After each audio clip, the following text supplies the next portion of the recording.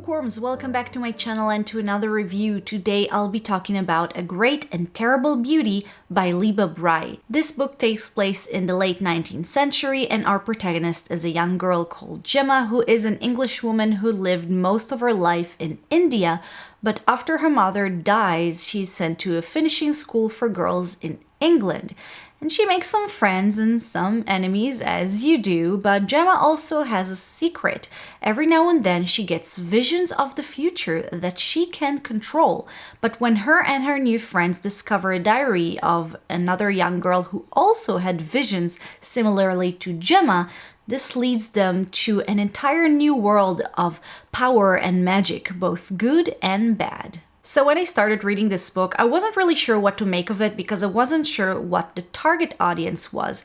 On one hand, the protagonist is a 16-year-old, and usually books with younger protagonists are judged according to the protagonist's age, so it does seem like a YA novel, but it's a lot more mature than any other YA that I've read. And on the other hand, also, since we're talking about target audience, even though I do think it's meant for younger people, it does have, for example, a very sexualized scene, so I don't know, beware. But let's not beat around the bush. The book was wonderful. It was interesting, entertaining. I was engaged from the beginning to the end. I did, however, feel that the book set itself to be something really scary and creepy, kind of like gothic novel type. It isn't. It does deal a little bit with the subject of dark magic, but it's definitely not scary. It's not even eerie. It is, however, a very good book, and it does have some interesting twists on tropes and some really good messages for its young readers. First off, it's a very cool girl power book. It does take place in a girls' finishing school, so almost all the characters are either girls or women.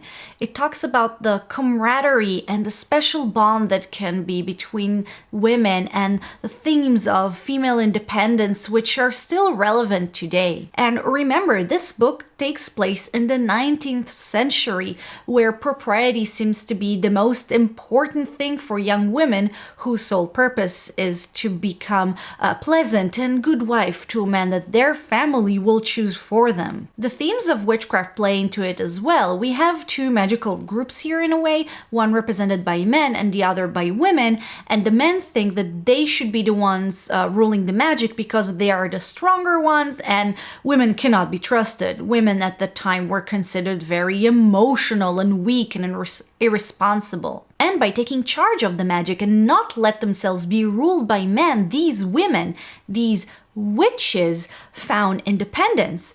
And of course, men think of these witches as evil because they don't obey men. And again, this is a YA book, and therefore all the themes are kind of more lightweight. They're meant for younger people, but I really like how they managed to portray these themes without sounding too preachy.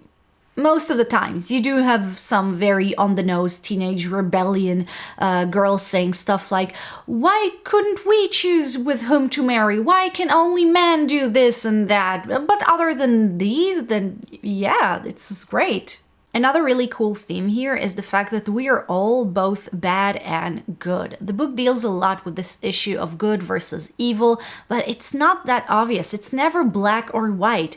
We're all kind of like the shades of gray in between, and this is something that I really liked in this context because it really relates to the real life of teenagers both then and now. We all try to be decent human beings. We don't just go around committing murders all the time or stealing everything we see, but we also do nasty things every now and then. We say bad things about people behind their backs. We say mean things to people we love and care about. I don't think there's anyone who never told their parents that they hate them. And I think it's a really great message to tell young people that you should strive to be a good person, a decent human being, but we can't judge people and say that they're either good or bad. We are always a little bit of both, and you can really see it in the novel's more negative characters that are never like, I don't know, Disney villains. Some are victims of their times, some do bad things with with good intentions, and you can really see it in the fact that, similarly to what happens often in real life, Gemma, for example, befriends people she doesn't really like, and guess what? They're also not pure evil, they're just human. It was a very refreshing thing to see, and at the end the book tells us to forgive ourselves, to accept both the good and the bad inside us. And I know, I just thought it was such a great message and not one that I often see. But if I do have to think of some negatives, there is this on-the-nose criticism of 19th century culture, how over-the-top things are in the book in order to show us how extremely miserable it was to be a woman or just a non-white person at that times. I also felt like some of the twists and surprises of the book were pretty obvious. Maybe it was because it was meant for younger people and not super complicated, or maybe they weren't supposed to be such huge twists, but you know what? I don't care.